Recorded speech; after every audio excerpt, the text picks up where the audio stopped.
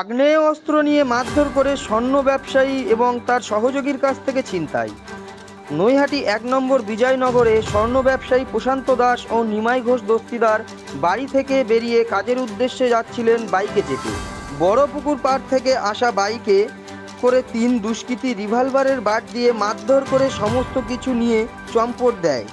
নিমাই ঘোষ দস্তিদারের মাথায় 7টা সেলাই পড়ে। ভর দুপুরে এমন ঘটনায় তাজ্জব স্থানীয়রা। ব্যবসায়ীকে আগ্নেয় অস্ত্র দিয়ে মারধর শুরু করে দুষ্কৃতীরা। স্থানীয়রা চিৎকার করতেই পালিয়ে যায় দুষ্কৃতীরা। ব্যবসায়ী এবং তার এক সহযোগীকে উদ্ধার করে স্থানীয়রা নৈহাটি হাসপাতালে নিয়ে যায় চিকিৎসার জন্য। ঘটনাস্থলে এসিপির নেতৃত্বে পুলিশ এসে এলাকার সমস্ত সিসি ক্যামেরা ফুটেজ খতিয়ে দেখছেন। আমরা গোল্ডের ব্যবসা করি। আমরা তিস্তা ধরার কথা ছিল আমাদের। হ্যাঁ, এবার আমরা বাড়ির থেকে জাস্ট খাওয়া দাওয়া করে বেরোলাম, ধরবো বলে, ট্রেন ধরবো বলে। বাইকে করে আমাকে এগিয়ে দিয়ে গেছিলো প্ল্যাটফর্মে দাদা। এবার পিছন থেকে একটা বাইকে এসে হঠাৎ করে আমাদের ব্লক করে দিল। ব্লক করে হাতে মেশিন দিয়ে আমার ব্যাগটা ট্রেনে নিয়ে চলে গেল। দাদার মাথায় 2-3খানা বাড়ি মেরেছে, আমার মাথায় মেরেছে বন্দুকের বাট দিয়ে। হাতে দুজনের হাতে মেশিন ছিল। কজন ছিল? 3 জন ছিল। একটা বাইকে 3 জন? একটা বাইকে 3 জন ছিল। আমরা 2 জন ছিলাম বাইকে। একটা বাইকে 2 জন। হ্যাঁ। কি নিয়ে গেছে ব্যাগ থেকে? ব্যাগে আমাদের অর্নামেন্টসের ব্যবসা আছে, সোনার জিনিস ছিল আমাদের। ওই ছিল, মোটামুটি ভালোই ছিল। এখনও আনুমানিক বলা যাচ্ছে না, কতটা হিসাব করতে হবে। হিসাব না, লক্ষাধিক টাকা তো হবেই। কেন সোনার দাম? দুপুরে যে আপনার কাছ থেকে মেরে ধরে আগ্নেয়াস্ত্র দিয়ে মেরে দিয়ে আপনার প্রকাশ্যে ভর দুপুরে এটাই তো অবাক কাণ্ড। এটাই তো অবাক কাণ্ড।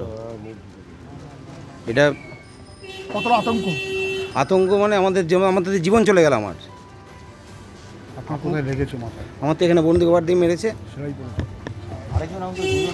ও দাদার অবস্থা তো খুবই খারাপ। ওদের 3-4খানা বাড়ি মেরেছে বাট দিয়ে। আপনাদের যে পিছু করেছে আপনারা কি অনুমান করতে পেরেছেন? আমরা তো কিছুই যাই না। নর্মালি আমরা তো এরকমভাবে আমরা অনেক দিন ধরেই যাই। আমরা তো খেয়াল করিনি। পেছন থেকে ফাঁকা রাস্তা, পেছন থেকে এসে এভাবে ব্লক করে দেবে কে জানে। ওটা আমরা বুঝতেও পারিনি। ওটা তারা কি হেলমেট পরা ছিল নাকি মুখে রুমাল বাঁধা? ছবি দেখলাম, ফ্র্যাকশন অফ সেকেন্ডের মধ্যে তো নিয়ে চলে গেছে। আমরা ওই অবস্থাতে হাতাহাতি হচ্ছে, মুখের দিকেও তাকানো মানে ইসে করা হয়নি। বাইক দেখা করলো, আমি বললাম কীভাবে বাইক চালাচ্ছি, এভাবে বাইক চালাচ্ছিস বলেই ওরা নেমে গেল। মাঝখানে একটা ছেলেটা নেমে গেল, ওর হাতে বন্দুক ছিল। ও আমার ব্যাগ টেনেছে, আমি ব্যাগটা হ্যান্ডেলটা দূরে ছিল, বড় ছিল বলে ব্যাগ টেনে ধরেছি, আমার মাথায় মারলো। তারপর জোরে টান দেওয়াতে ওই দাদা আবার ব্যাগটার মধ্যে টেনে ধরেছে, ওকে 2খানা বাড়ি মেরেছে, মাথা ফেটে রক্তাক্ত অবস্থা করে দিয়েছে।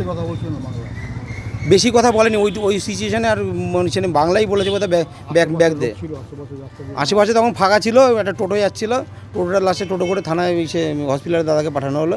পাশে বাড়ি মেয়েটা ছিল, ওরা চিল্লামিল্লি প্রত্যেকে চিল্লামিল্লি শুনে আমরা চিল্লামিল্লি করছিলাম, শুনে ওরা নিচে নেমে এসছে। থানায় এখন কমপ্লেন করা হলো। প্রশাসনের কাছে কি চাইছেন? আমরা চাইছি আমাদের জীবনটা বাঁচুক। আমাদের তো সব চলে গেল। আপনার নাম? আমি ওপরে ছিলাম। আমি এখান থেকে নিচ থেকে শুনছিলাম যে চিৎকার হচ্ছে, যে কেউ একজন চিৎকার করছে।